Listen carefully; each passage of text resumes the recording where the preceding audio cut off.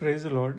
ఈ మెసేజ్లో స్తుతి యొక్క గొప్పతనం గురించి సైంటిఫికల్గా లేదా టెక్నికల్ కాన్సెప్ట్స్ ఉపయోగించి వివరించడం జరిగింది. దయచేసి ఈ వీడియోని పూర్తిగా వినండి. ప్రేయర్లో ఫస్ట్ లెటర్ పి. చాలామంది ఈ ఫస్ట్ లెటర్ పిని ప్రైజింగ్ గాడ్గా వివరిస్తారు.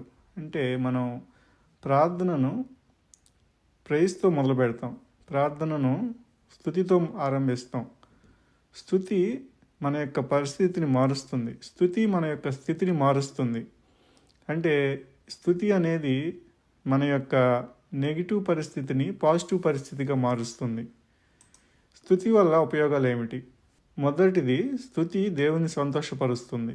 ఇక్కడ కీర్తనల గ్రంథం 69:30-31 చూస్తే, కీర్తనలతో నేను దేవుని నామమును స్తుతించెదను, కృతజ్ఞతాస్తుతులతో నేను ఆయన గణపరచెదను.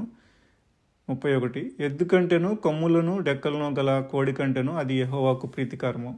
అంటే స్తుతి దేవుని సంతోషపరుస్తుంది.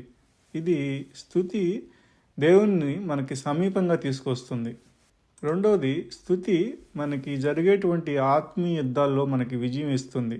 ఆత్మీయ యుద్ధాలు అంటే ఏమిటి?